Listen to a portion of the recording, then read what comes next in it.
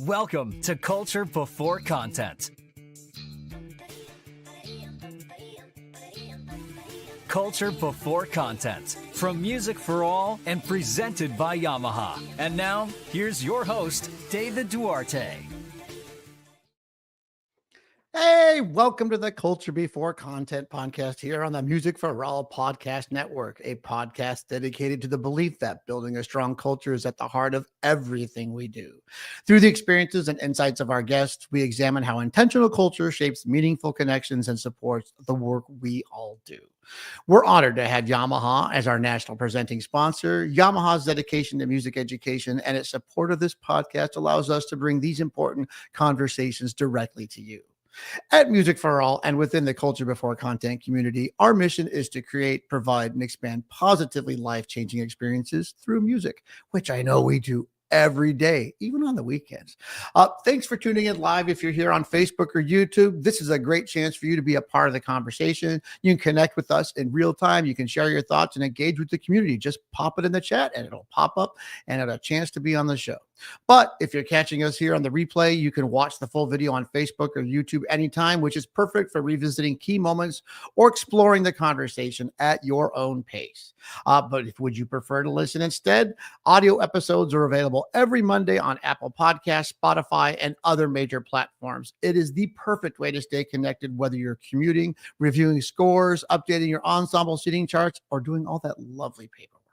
So visit us at musicforall.org/podcast for all the details, and we're excited to have you with us. All right, let's talk a little shop. So last week, fun time from Vancouver, Washington, we had Mr. Ryan Messling. Ryan emphasized that band culture is about creating a safe, inclusive space where students feel they belong and can grow at their own pace. By fostering strong relationships, prioritizing student leadership, and modeling excellence, Ryan empowers students to take ownership of their learning. Through intentional practices like community building activities and cultural principles such as teamwork, resilience, and authenticity, his program balances high expectations with support. This approach ensures students thrive musically and personally, shaping a meaningful band experience. And I can attest, I have loved going to watch Ryan. I get a chance to go see his program, and he is just amazing with kids, and it is so inspirational to get a chance to see someone like that. So check it out on the Music for All podcast network. Take a listen, take a watch. It's great. But let's get on to this week. I am excited. That's the most for me. So anyway, today we have Kyle Smith. Not only is Kyle Smith the director of bands at Westbrook High School in Maine, but he is also the Growing Band Directors podcast host, which is a valuable resource for music educators at all levels. The Growing Band Director podcast leads a vibrant community of over 4,000 members.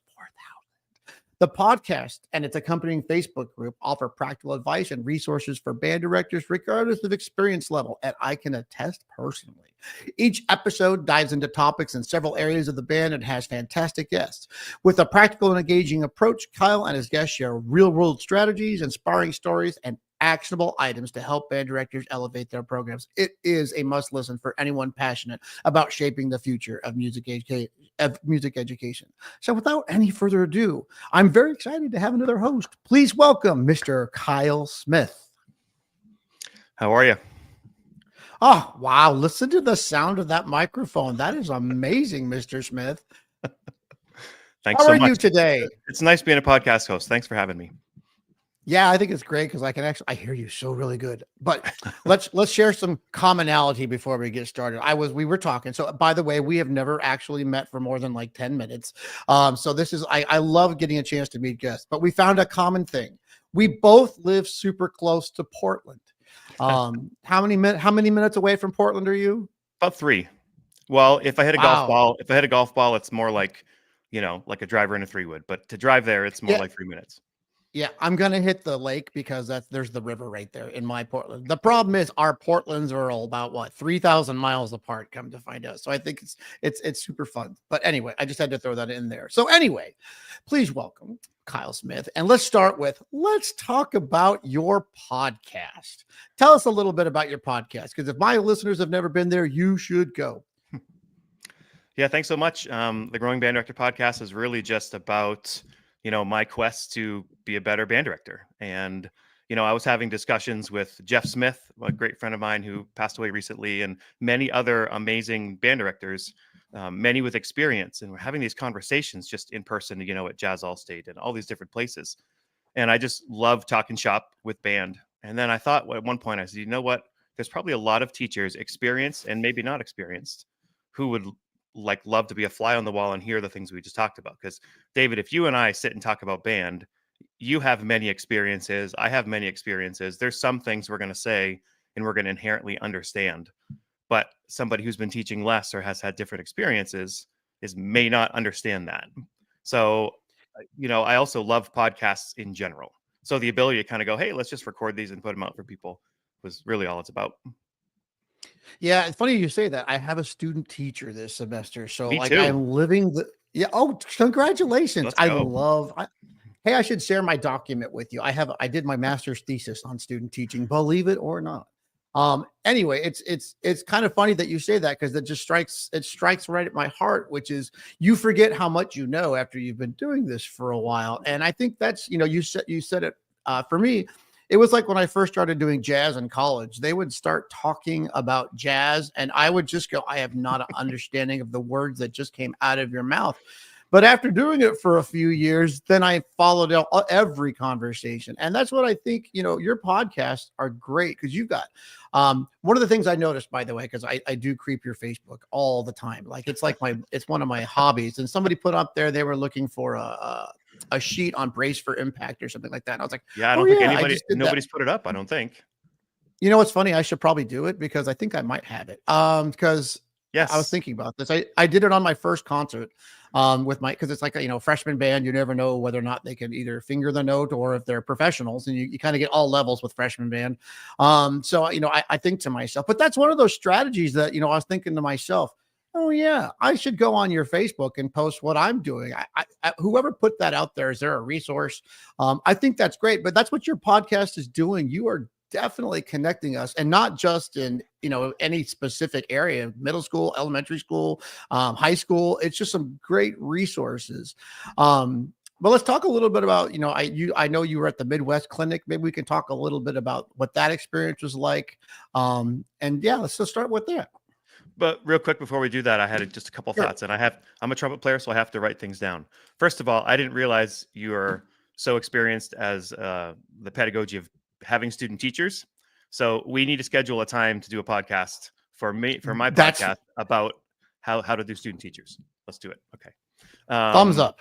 And the practical thing on my podcast is, I have a 14, some days 17-minute commute to school, and I don't want to listen to music because I've been listening to music and I want to just listen to a podcast. And if I can't help my band get better in that 14 minutes, then I'm going to shut it off. So to me, it's kind of designed for that band director, either on a walk or more likely in a car to or from school, who can just get a little nugget for their band. So you mentioned companion guides. Shout out to two people, Tiffany Hitz. I forget, she's at Robinson Middle School in Virginia. And I had her on at one point. I forget the episode number 100 and something. And she was all about the companion guide, or the one sheet. And we talked about how to create them and all this. And then the other shout out was actually to Tyler Grant, who I had on at one point. But Tyler now provides for all of his new pieces, as far as I know, on his website, a free companion guide. So if you buy the piece, you can instantly go and get the companion guide. So I want to get those out, so I didn't forget to say that. You want to talk Midwest now? Yeah, let's talk a little bit of Midwest. Although I want to say, we could do this all day. We could just keep adding to each other's conversation. So it's funny that you mentioned the companion guides. We had Dave Coons on last year. And one of the things he talked about with me recently is tech sheets. And that has been, it's kind of like the companion guide, but like I've been working on those, it's weird. It's the weekend. What am I doing? Working on band stuff. But those tech sheets are also super good, which is where you take common themes and you write them out for every instrument. So you're spending way less, you're rehearsing way less in terms of what you're teaching. That way nobody's sitting there. So let's work this flute theme here, but here tubas you have it, or let's work this trombone theme here. But that's one of those things that those tech sheets provide. And that's why I said, I think I'm going to I would dream of having those sheets available on every piece. Because that's what I've been working on this weekend. I use Logic Pro, and I've been making testing documents for my students, so they have a chance to go, okay, I need to hear the first trumpet part on this piece of music. On your marks, get set, play. I have my resource guide, so I don't have to, I can hear it versus see it. Just a lot of those things. Again, pedagogical ideas that we get from listening to each other, or just, ideas. All right. And I digress. And I find that those that you can, I mean, anybody with a knowledge of notation software can create one. It just takes, you have to have a couple weeks of planning, right? Like you can't be doing it, or you got to go like, oh, we're going to need it. What do I pull out? What do I write out? All that. Text sheets. That's good. Yeah. Yeah. And the neat thing that I've learned, though, is if I do them on Logic Pro and I play them in on my piano, which is sitting right there, 9 times out of 10, it just pops out on the music. I don't have to notate it in. I can just pull it up from the MIDI into the file, and there it is. Or I could just make corrections. So that's my little tidbit of advice out there. Because I was talking to my friend at a local band. She was a little enamored with my sheets, and I'm like, yeah, I'm kind of a pianist, so I kind of have an unfair advantage. But if notation software is if you don't play piano, notation software is the way to go. Plus, you can't write them in a study. You can't write them in a study hall if you're on a piano. Oh no! Well, I can't. I also teach music production, so I have my little studio set up with the little keyboard. I can just run in there, and I'm not going to, but I could do it if I really wanted. So I guess why I said that is because this year I actually have to teach a study hall in like a sophomore English classroom. I have to go to that study hall and sit there. It's just the way it's working out this year, and so yeah. Isn't that pure excitement at the pedagogical level? Holy smokes. Good thing they're nice kids, because it's just, yeah. Can I say, I shout out to my students in my advisory. They are like the best students. And like, I am so lucky to have a set of students where I just go, thank you for whoever put these random kids in this class, because they are fantastic. So shout out to those kids. All right. We digress again. Back to Midwest. So tell us about your experiences and maybe some of the podcasts you did. And that way we can kind of point people to where we need to go. Holy smoke. So I did a series of, I did a series of 20 episodes that were not planned. But the way it worked out was a sponsor of mine is Excelsior Music, and Larry Clark, who runs that company. And I basically reached out this summer and just said, hey, would you be interested in I know you have a large booth. Would you be interested in having me there? And he graciously accepted and asked me to come in. So I really was just able to come into one of the hubs. Randall Standards Music was right there, and there's just tons of traffic. And I had that, as band directors, we always do. Yeah, that's me interviewing Larry. And we always have that nightmare of, okay, no one's coming to the concert. It's going to be terrible. That whole band director thing. Well, this was me on a podcast setting, right? So like nothing's planned for 3 days. I'm just going to stand here and, have nobody to talk to. But it turned out to be 3 full days of talking. And, Larry Clark was in there. There was Tyler Arcari was part of it. I got to meet Doug Beach. Doug Beach is one of my heroes. Oh, goodness. Because he wrote Fat Cat. And Fat Cat is one of the greatest grade 2 jazz band pieces you can ever imagine. So, I think it ended up being episodes number, I have like a Rain Man type brain when it comes to these episode numbers. My wife sort of makes fun of me. 223 to 232 or something. And this is just a bunch of these, Travis Weller and Jerry Tolson, lots of people were on. So the picture that people are seeing here is me talking with Larry Clark. And what's hard for me is like I typically have an agenda, like because I'm a trumpet player and I don't want to go, okay, I don't know what else to ask. So I tend to, have this agenda going. But for these, we didn't have that. It was like, hey, nice to meet you.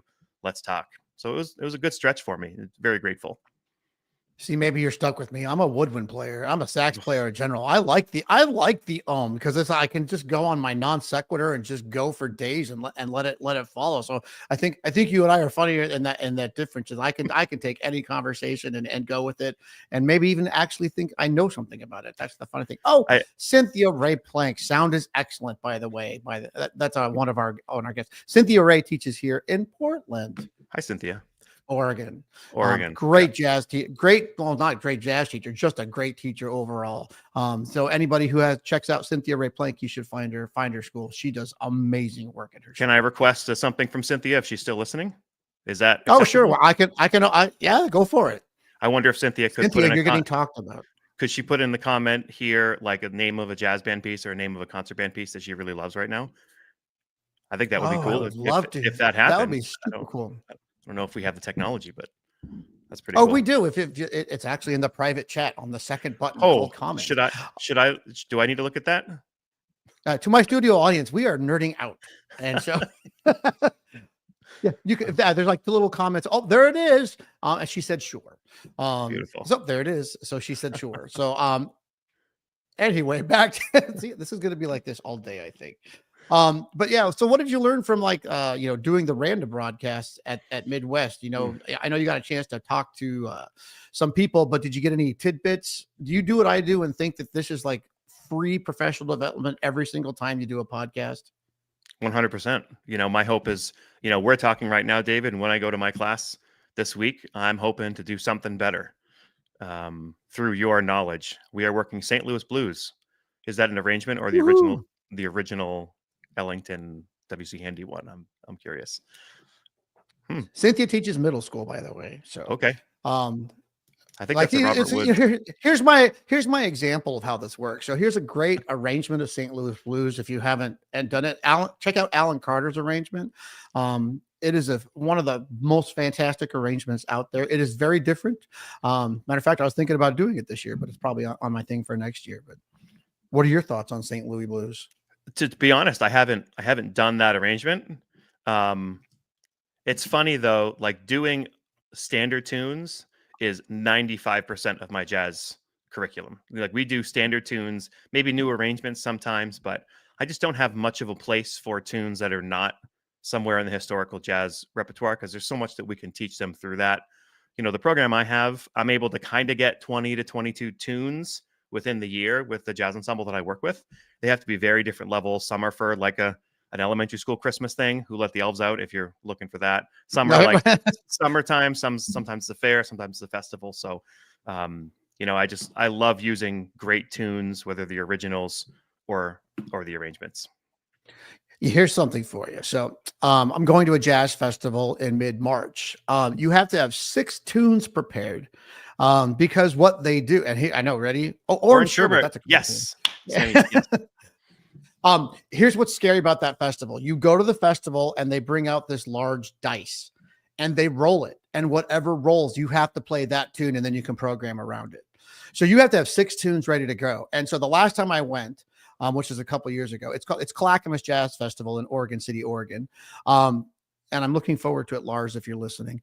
But they just roll the dice. And that's one of those things I believe pedagogically is, sometimes, as a jazz person, we get caught up in teaching our kids those 3 pieces of music, lather, rinse. And for me, it's 3 or 4, depending on the festival series. But, getting your kids to read better, getting your kids to play more music, having multiple charts. Think about having 6 charts ready to go. See, Clackamas is a great show. I'll be there. Hopefully you'll be there, Cynthia.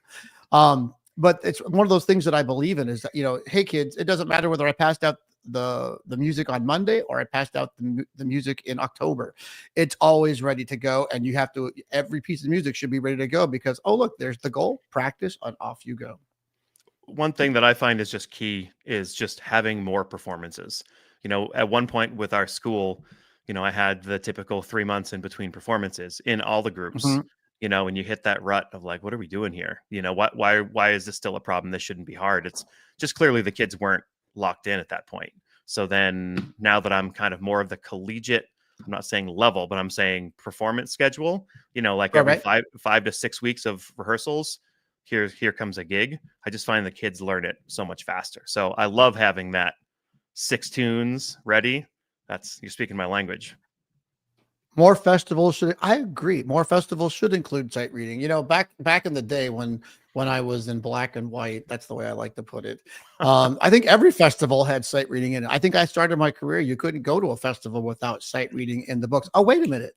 That would be how Cynthia and I met. I was her sight reading judge, which reminds me, Cynthia, you have 5 minutes to tune the timpani. For some reason at the jazz festival, it had a statement about tuning the timpani. So I kept going with it because I always read the script that I'm given. Strike that from the handbook. Yep. Right. Well, I think it was one size fits all. But, thinking about going back to the podcast, because of course I could digress all day long. Talk about maybe, things that you're getting from the podcast personally and things that your guests, what's the difference between what you're getting and what your guests are getting? That's a great question because usually what I'm getting is from those guests. So usually when I have somebody on, like, for example, we talked about how we're going to find a time for you to be on. I'm going to learn about how you do student teachers, right? So I would like to think that in our conversation, I would come up with some things as well that you would learn and that people would learn. But mainly, it's about the guests. I've just found, when I started this, I didn't know a lot of people outside of Maine. Maine has what we like to say 7 people in a moose, right? We got like 1.3 million people. I mean, it's like the smallest state when it comes to population. So I didn't know many people around the country. Through this podcast, I've been able to meet people from tiny programs, from enormous programs that I've known for decades. And now it turns out they're just humans who do the same things that I do, just in a different place. So I've just found that there's 3 huge key areas that we try to hit on. And if you can excel in all 3 of these things as a band director, then you're going to have a pretty smoking program. Repertoire, right? Are you choosing great repertoire? Do you have a knowledge of great repertoire? Pedagogy, obviously, do you know how to tune the band and make things happen? And lastly, relationships, not in that order, right? That, because you can be a great conductor and teacher and choose great music, but if there's no trust with the kids and all that. So those relationships are really huge. And I just found that teachers who have good programs do those things. It doesn't matter if it's in Kansas or Indiana or Chicago or Maine. So my turn to reflect back, because you said 2 things that hit near and dear to my heart. You said small programs, we all do the same thing. And that's what I think at the heart is of all this. Because I'm thinking about, those major, if we all think major programs, we say marching band, jazz band, concert band, we're all going to have programs in our head and have some similarity. And a lot of us who don't teach at those larger programs, we look up to them, so to speak. But I think some people don't realize, I was thinking about this the other day. There are some people that do more fantastic work at smaller and small rural programs that you will never know, because they don't have access to the same type of resources. B, they're in a school where maybe they only have 25 people in the band because there's only 70 people in the entire school. Yeah. And we need to, as a music community, start focusing on more than just the performance artist, because I think there's a lot of pedagogy out there, because that was the second part we're going to get to. I think there's a lot of pedagogy out there we haven't discovered because we're focusing on those with resources. And I'm not saying we shouldn't, because by absolutely all means. But then on the side of the pedagogy, this is kind of where the start of my podcast came, because you said, if your band plays in tune, well, this is where mine comes in. Is it my responsibility? And this is open-ended, you don't have to answer. Is it my responsibility for the kids to play in tune, or is it the student's responsibility? And if you say the second, how do we make that happen? And that's how this came to be. My band played, we did pep band on Friday night, and I will not forget this Friday night, because Mr. Duarte did something bad. He got so caught up in his order of things, he forgot to my list. I just forgot to put tuning in there, and somehow forgot that we didn't tune. So the band started playing on Friday night. I'm like, well, this is going to be an experience, and the Star Spangled Banner is about 5 tunes away. And so on my own thing, it's because I didn't put the pedagogy back on the kids for that evening, where this is the things that we're supposed to do, because I believe in student-centered band programs. And I think that's my way of saying I'm not at that program where I have an assistant director. I don't have a staff. I don't have people teaching my kids sectionals. I don't have private lesson teachers. I have myself, and a student teacher. And so, like I said, and so some of those things that came out from learning is these podcasts have been super great, because I get more and more practical ideas from them. The podcast world just opens up the world. You just get to learn from people. I got an email, and I forget the guy's name, but he said, I just want to thank you for doing all these podcasts. I live in, get this, Auckland, New Zealand. And there's a bunch of us who listen, and we love it, and we talk about it. And there's not a lot of professional development where we are. And this is a way for us to help our bands get better. And I was floored by that. I was like, New Zealand? That we forget that this goes out everywhere, right? Including New Zealand. Right. It's a terrible drive. I'm just throwing that out there. That's Doug Beach, by the way, the picture that's right there. That's the famous Doug Beach. He helped shape my learning how to teach my jazz band when I first started, because we had all those tunes that he was just cranking out, Doug Beach. And then I still probably have a bunch in my, I have to go check my boxes. It's half of it's Doug Beach, George Utak tunes. And so yep. what a great source of inspiration for all of us. But back to the side, who's getting more from these podcasts, in your opinion, yourself or your guest or your listeners, I appreciate that feedback though, because we do forget, because you said it, you go to these things and you think, no one's listening and no one's watching. And then ever so often you get these kind of reminders that we're all listening and we're all watch. Oh, Cynthia Nasty Ray Bit came of back. Blues. There's her third. That one I'm not familiar with. Are you familiar with that one? Yeah, it's like a grade 4 B flat blues, which got a pretty cool. I think it's an acapella solely in it, if I'm not mistaken. She can type in there everything that in the world about it, and we can learn from the process. But also maybe talk about your Facebook page. Maybe talk about some of your favorite podcasts or some of the memories of your podcasts that are out there for people to listen to. It's hard. Like, there's so many. When people say, "What's your favorite podcast?" I Yeah. honestly, like, some will stick out. Like when I got to meet with Peter Boonshaft, like that was really cool. Yeah. Sometimes there's a name that people know. Oh, how'd you get that? I just asked. Pretty simple. But so there's so many that I don't want to be overwhelming. That we really try to do beginning band as much as we can. Mhm. If people have a pen and they want to write a couple numbers down, 103 with Lori Zentz. She's a fantastic middle school band director in Florida. A plug for my wife, who's a fantastic middle school director. She's done a couple episodes with me. 171 was all about how to set up your beginners. Like how do you start from we haven't even introduced instruments yet to now how do we really get our beginning band to sound great? Robert Grogan was on episode 68 with classroom management. He's from Cobb County. I forget the name of the school, but it's in Georgia. Fantastic teacher. That's been one of the most popular ones. We had Scott Rush on this summer, episode 187, all about the habits of a successful musician, I think we called it. But, it's just a great topic from one of the giants in our field. And I'll just put another plug. I mean, there's so many that I could mention.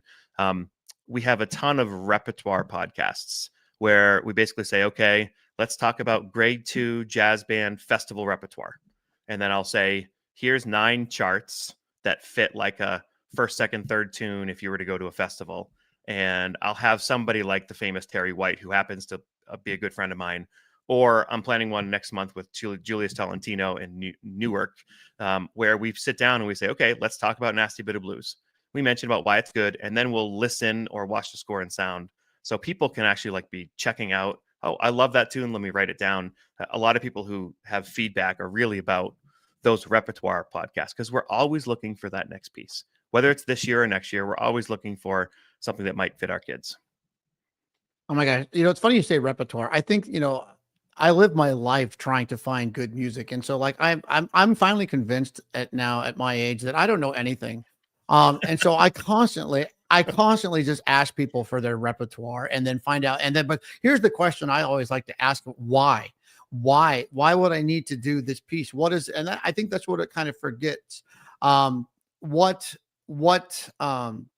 What does it offer my band? What does it offer me? Because I think that's, repertoire is always hard because sometimes I pick a piece of music simply because I like it. I had one pop up on my Apple Music the other day, speaking of driving to work.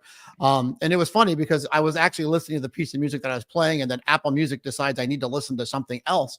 And so after it was done and I wasn't paying attention, this piece of music popped up, and then I'm like on my car with my hands as fast as I can, trying to figure out what is this piece of music. And it was something I had never heard before. I emailed the composer who lives in Europe, and he emailed me back this morning at 2:30 in the morning because I'm trying to get my hands on the chart because I hear things in that chart that I want to hear. I hear doubles. I hear kids, I hear flute. I hear chords. I hear all these things that I want to work on. And so that's part of those things that I really like is what does that repertoire, not only is what is good repertoire, because that is important, but what does this repertoire have to offer? And that's why I think that, you talk about it in terms of like doing it with somebody, because you might say something that I don't hear or I don't see simply by hearing about that. And that's maybe what these podcasts do is we might say something that somebody hears that we just think is insignificant. And so it just might be one of those things that catches on. Yeah. I mean, and even sometimes you hear something that you already do, right? It's not new to Right. you, but you go, you know what? That's right. I still do that and I do it and I should continue to do it because it's good. So even just the reminder, when it comes to the programming aspect of things, I try to, and I know this is, maybe a little overstated, but I try to make an exact customized program for every concert we're doing for each one of my bands. Mm-hmm. Like it needs to fit them really well, to the point that, let's take Amazing Grace, Frank DeKelly. I've never Mm-hmm. performed that with one of my bands. I've had it. I've known it for 25 years, but I need the point where it fits them in so many different ways, including the lack of percussion, including a great alto solo in the chamber, like all the things. And so often I just go, you know what? It's a great piece of music, but it's not one of the 4 we should be doing right now.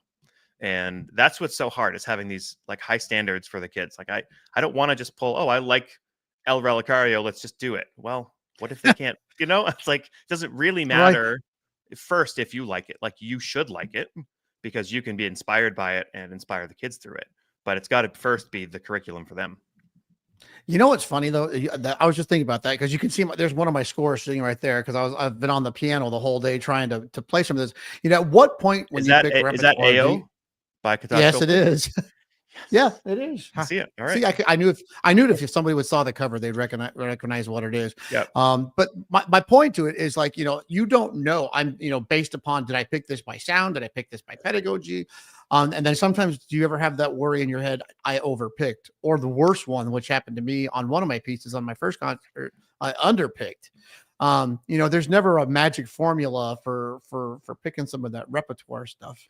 Yeah, you can overpick on a piece, or like you might push them with a piece, but don't push them on all of them. They have to push in different ways. And that's one of those things that, how do you learn these things? And that's why I said your podcast, awesome. But here's another one for you. Here's another bubble thought. And I don't know if this is a hot take. That was for Patrick, our producer back there. This might be a hot take. I've always dreamed of going to a festival, and instead of getting judges' comments, because always, it's some of those times that when you get judges' comments, sometimes like, yeah, I already know that because I got my band to where I'm at. It's like, but I'm looking for more than that. I was thinking about doing like an ESPN broadcast where you get the judges around a microphone, and then they can kind of talk across, they could talk across and like really comment on the band in live feed. And I bet you would get a complete different set of comments. Well, how would you fix that piece, John? What do you think about that? Well, those flutes in that upper register. Sure. I'm just throw, some of those things. That is a fantastic idea. I'm going to let that marinate for a while. I'm judging at a festival in a couple months. I might have to bring that up to the people running it. Like wow. Do you know what I'm saying? Because yes. One time I got, your piccolo super sharp on that F. I'm like, well, thank you for that. And she knows that, and I have tuned that, and thank you. And I've came up with my resources, and I thought we had it. But you know what I'm saying? At some point, are the judges talking to you, or are they talking to the students?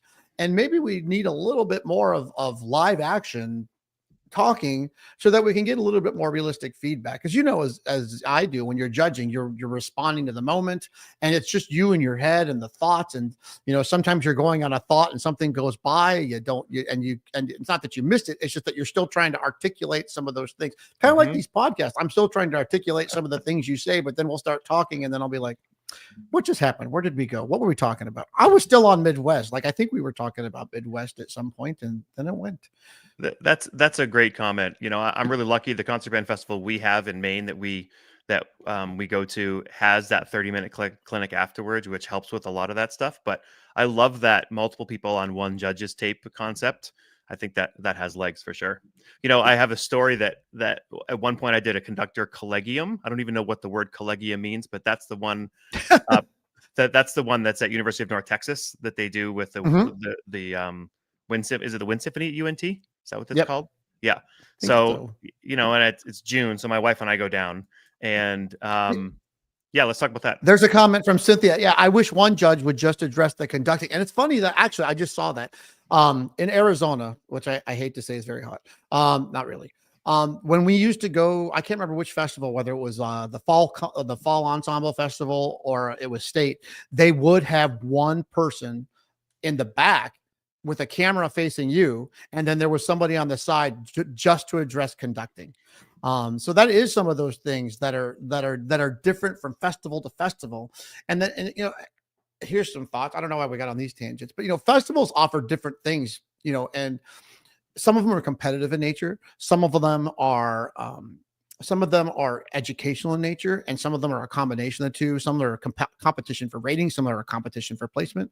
But I think sometimes we need to define what we're doing at those festivals or why we're going to those festivals.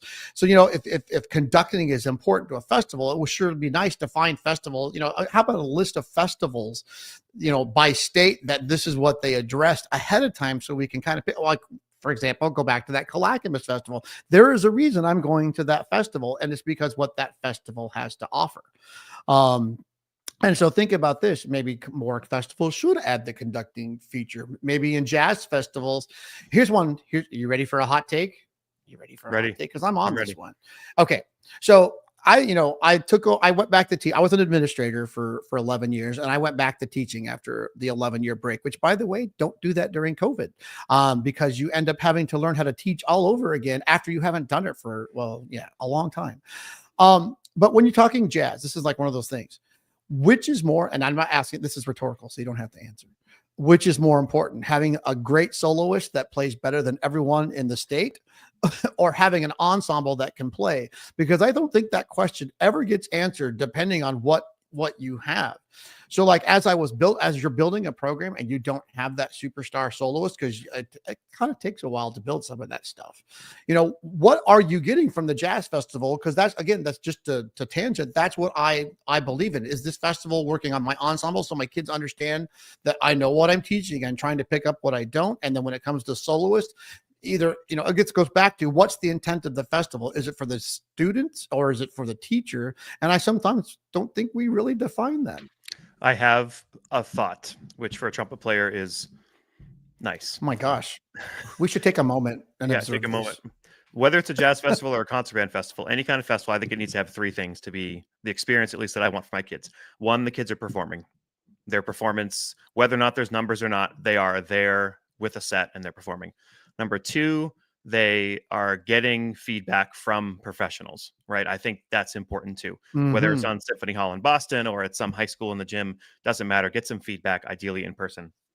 The third one is that they get to watch, ideally, professional music as part of it. So they're sitting there being inspired by a jazz ensemble or by a professional soloist, or at the very least, they're watching the other bands from other towns, because, they've been to that town. They've been to that town to go skiing, but they never think, well, that band has that band is from that same town, and wow, they played this piece. It's not even that they're good or bad. It's just like the opening up the world to them. So I think the festivals, if people are running them or looking for things, needs to have that. You have to be able to watch other groups, ideally better groups than yours, perform and get good feedback. Here's my hot take on that. Is like, I was thinking about this because I got registered for my concert band festivals finally, and I have one on a Saturday, and then there's one that's only, again, this is the whole we band directors, I'm saying, value your time, whether you do weekends or not, it's up to you. But I'm just saying, this one festival is on a Friday, Saturday. The other festival is only on a Wednesday, Thursday. We talk about watching bands. How many, and I don't know if this happens to you, how many times are you at the mercy of your transportation department and what they can offer?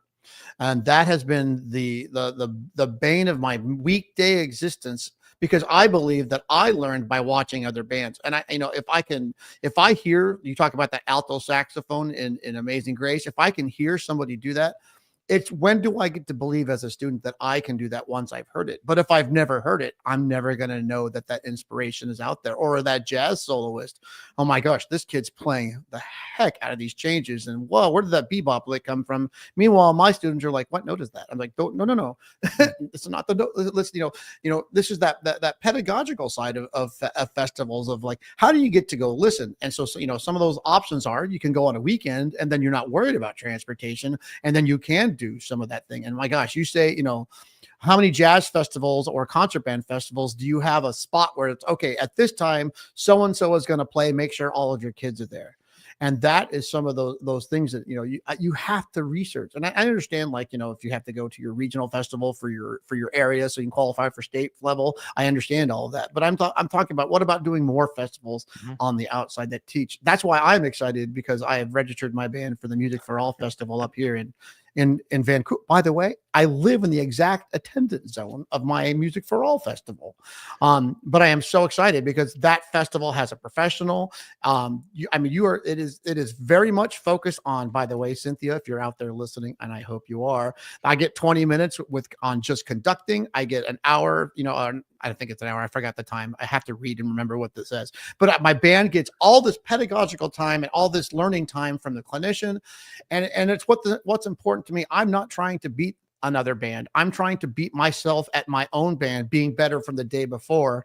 And I'm trying to get to level 5, level 6. I'm trying to get there, but I can't get there when I don't have sectional coaches. I'm by myself and I'm going as fast as I can with the pedagogy. Again, that's what I believe is festivals. Sometimes you have to go, but sometimes you're right. We can pick festivals based on what they do. But again, just like your podcast, though, how many of the guests that you've had on are people that we the teachers want to listen to because we believe in them or we've heard of them and we want to know how they got to where they're at. Totally. I try to have good guests for sure. Going back to the jazz festival thing, I'm lucky that I get to sort of run a jazz festival for our local association. And we have the Portland Jazz Orchestra, the Portland, Maine Jazz Orchestra, not the one that's where you are. And darn, it was so close. We kind of model it after the Clark Terry Jazz Festival at UNH, where at noon they perform for about 45 minutes.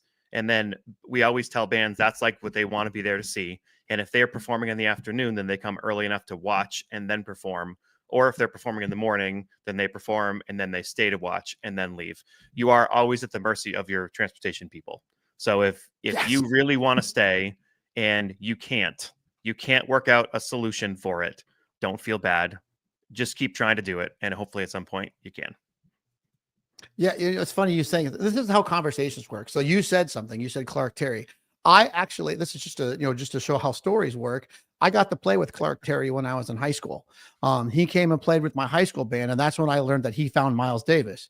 Yes. And so like, it's one of those things that had that inspiration not happened. And by the way, that was when my school was playing for every district school to get jazz more into the curriculum. It was just an experience, but I will never forget that I got to play with Clark Terry. And then he did a solo and it was on Steel and Apples. I remember that.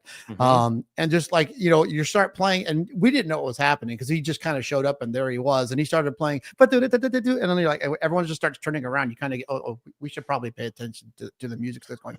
But that's why I think podcasts are the same thing. You start to get stories and it connects you to something kind of like our conversation. It starts here, it goes there. But that's I think what podcasting is in a nutshell. We're talking because we don't know what we're going to get out of it, but we don't know what the audience is going to get out of it. I actually have a thought, you say hot take, that I've been thinking about for a while regarding Clark Terry and being a band director. I mean, Clark Terry was probably the best music education, like jazz teacher in the history because of all of his constant traveling and spreading the gospel that is jazz that has to be done in person. But Clark had this famous quote that I always have to write down because I'm a trumpet player and I can't remember long words. Imitate, assimilate, innovate. I don't know if you heard that when he was there, but he always said that as a jazz musician, you want to imitate, then assimilate, then innovate. And the more and more I think about that, that's the same thing as our band directing journey, right? When you first start teaching, you're going to imitate your college band director, your high school band director. You're just going to imitate them because that's what you know. So that's not bad. People, if you're teaching for the first 5 years, don't feel bad that you are basically trying to copy what you know. At some point, you'll reach step 2 where you're assimilating, right? You're trying to take this and like change it a little bit so that you're in your program doing it the way it works for you. And then hopefully you reach that point where you can start innovating. You can maybe come up with some ideas that you do totally different. So I just love that getting better at jazz music also is the same as getting better kind of at anything, including band directing. Oh yeah. I'll look at that comment from Cynthia. Help the directors to help the band. And I think maybe this goes back to what is the mission and vision of every festival that you go to, so that when you're going to pick those things, there's a reason, because that's where I'm at with festivals. I am 56 years old. And at this point in festival life, I know what I've gotten into. And, and speaking of building your pedagogical, house, I have what I have and I constantly build on it. And again, I said, the older I get, the less I know. That's what I discovered. But when I'm going to the festival and I'm listening to these comments, that's what I'm asking for. How can I do it better?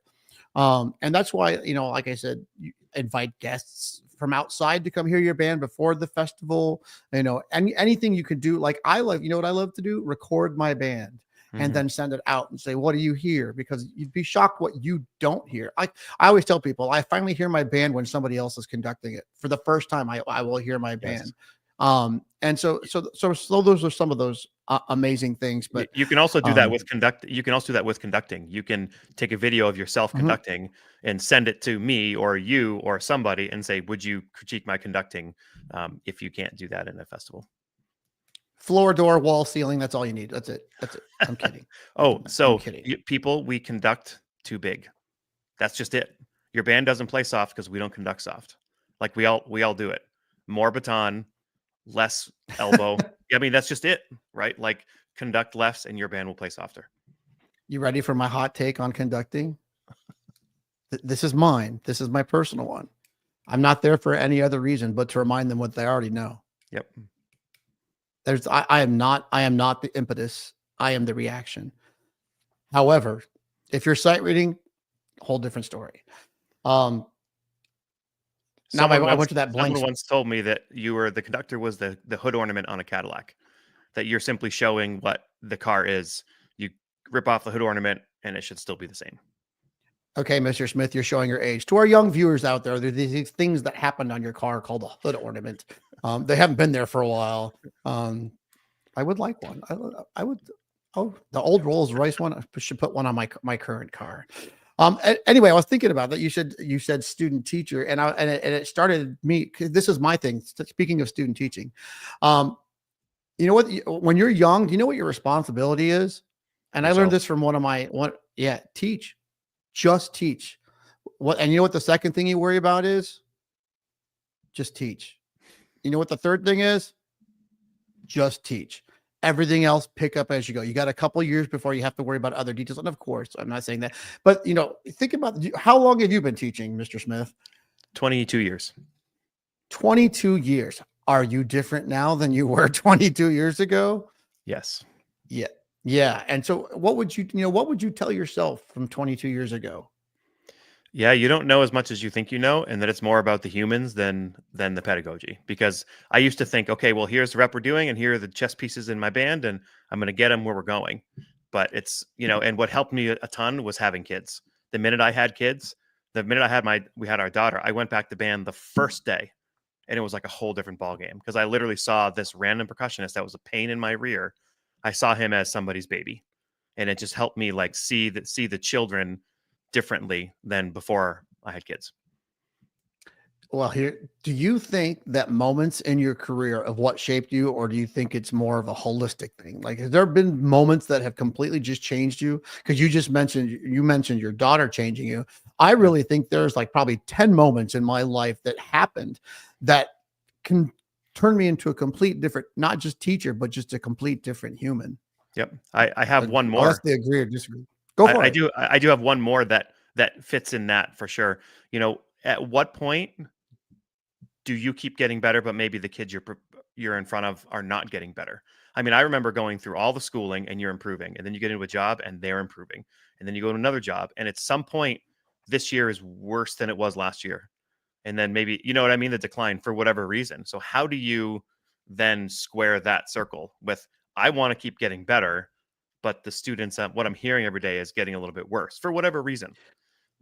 Well, don't you think that COVID was a great experiment on things that definitely were not better when we got back after we had left? All those things that we had put into place in our students by the time we got back, were your students completely different by the time they got back? And how long have you, and I always hate to bring up COVID, and by saying that, I like using it because I think that's our relationship. What have we done this last 4 years? Because I feel like here I am 4 years into my program, and I show up to work and it feels 0% like it did 4 years ago based upon what I had basically the 2 years previous, which was my first year back. But holy cow, I was not, there's no college in the world that prepared us for that event and prepared us. And so I go back to the pedagogy side of it. I am so thankful for experience when I got back from COVID, but I had to bite my tongue on so many things trying to get my kids to talk to each other, form Mhm. relationships, build a culture. I mean, this is what think about this podcast, culture before content. Trying to build a culture takes time. And sometimes it comes fast, sometimes it comes slow.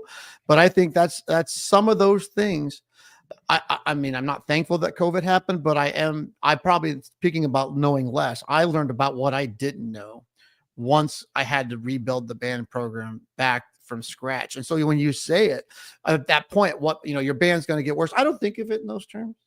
I think of it is this is this year's band, and the only band I can compare that to is this year's band. And so when, like for example, last year I had, 22 seniors leave. And so, half the wind ensemble is completely different. And so I already go on that experience. Or, if you've ever had a lead trumpet who can play up to a G or even up to a double C, the year they graduate, it's not going to be the same the next year after. And you have to change your repertoire. You got to change your lit, or you don't, you just have to adapt. But so I think it goes back to experience it helps you get through those periods when the bands aren't necessarily better.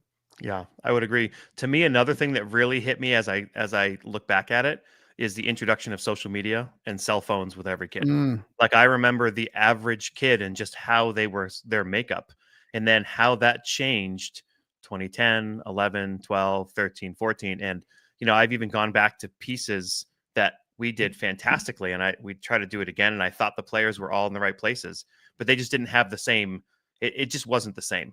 So I've definitely, in growing through this podcast that I run, it's really about trying to improve sort of, even if something at school is kind of challenging you, we want to continue to improve through that and not putting my self-worth as a band director associated with how my kids sound. Because that's me. My kids sound amazing. I'm a good teacher. These kids don't play in tune. I'm not a good teacher. And I try to get And it over goes that. back.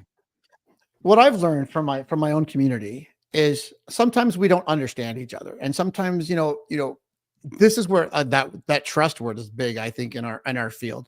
And either you trust the person who's there or you don't trust the persons that there. And so I'm at that point in my career. I trust I know what I'm doing, but if somebody doesn't feel it, or they go counterintuitive to your arguments of how you should, what are you going to do other than I'm going to build my band to the best possible thing that I believe I know what I'm doing. But I will tell you this is like my weird final statement. I'm giving 100%, even if it feels like 2% from another person's standard, but I'm always giving 100%. That's who and what I am. I can only do what I can do. And that's what I celebrate. And you want to do as much as you can today, and just focus on today. Tomorrow, focus on tomorrow, and the future will take care of itself. All right. Are you ready for the scary comment, Mr. Smith? Sure. We've already almost run out of time. I see that. Doesn't it amazingly how fast these podcasts go? I don't, your podcast, I at least for me, every time I get into them, I can go for hours on these things. But what happens is, they go super fast. So I want you to think. I'll give you time because I know you're a trumpet player. You've already said. And so, what does culture mean to you? And I'll give you a second to think about it. And I have a so couple what, answers. I have a couple answers. All right. Well, let's go for it. To me, it's a shared experience. Whether it's riding on the bus. To me, the culture is what do we sacrifice for each other for being in the band? Because that's one thing that's great about band. It's not about you. It's about us. You have to fit into the culture of your band program. So teaching students that selflessness, I think, is huge in creating culture. The way I created culture is just the way it worked for me. And maybe if I started over, it would be different. It was all centered around how they sound in the ensemble. Because when I came to a school, maybe the concerts didn't sound great, but the parents were used to that. Well, then the minute they start seeing that they're improving, they get the pride in that. And that when they work hard in rehearsal, all of a sudden they start sounding better. And then the positivity happens and the culture builds from there. That's what it's done for me. Well, that's amazing. So my final thought for you, this is actually has to do with the student teaching. I believe that learning takes place in reflection. And my job as a student teacher mentor is to get my student teacher to reflect and to get them to teach. That's what their future is about, but get them to reflect on why they did things, choose things, and all those things. So to my audience out there, I really did do my master's thesis on the student teach. I have a framework for student teaching, and it's all built on reflection, on them, allowing them to figure out the things that they do and don't know during the student teaching experience. So I offer that to you. I offer that to anyone. It is one of my favorite things. So Mr. Smith, I cannot thank you so much for being on the podcast. Let's talk about your socials. Let's talk about your email. Do you want to tell everyone both of those things? Yeah, you can find me sort of anywhere you find anything at thegrowingbanddirector.com or at The Growing Band Director. Love it if people became a Patreon member for $3 a month. That'd be fantastic, and I'm much appreciated. Smith K at westbrookschools.org if you want to reach out, or reach out on Facebook. Would love to meet with people. And if you have ideas for an episode, either for Culture Before Content or for my episode, just reach out. And I always love having people. At this point, I'm really lucky. I can't schedule anybody till summertime because things are all really booked up for me, which is pretty awesome. But the more, the merrier. Oh, I thank you for that. Well, wait, we forgot your Facebook and Instagram handles. So you want to throw those up really quick? Yeah, The Growing Band Director, and then two of my sponsors, Excelsior Music and Austin Custom Brass. Appreciate them very much. Yeah, they do help the world happen. Well, Mr. Smith, it has been a true pleasure, and I look forward to actually chatting again. Oh, man, thank you, David, very much. Thank you. Thanks for coming. All righty, kids. Well, that's another episode of Culture Before Content. Don't forget to catch our past episodes on Apple Podcasts, Spotify, YouTube, or even find the feed on Facebook, or just go to musicforall.org/podcast. And we'll be back next week with more inspiring conversations. I'm David Duarte, your host, and I want to thank everyone for coming. And thanks again to Yamaha, our national presenting sponsor, for their incredible support. So until next time, take care, and thanks for contributing to our culture today. Thanks again. Bye-bye.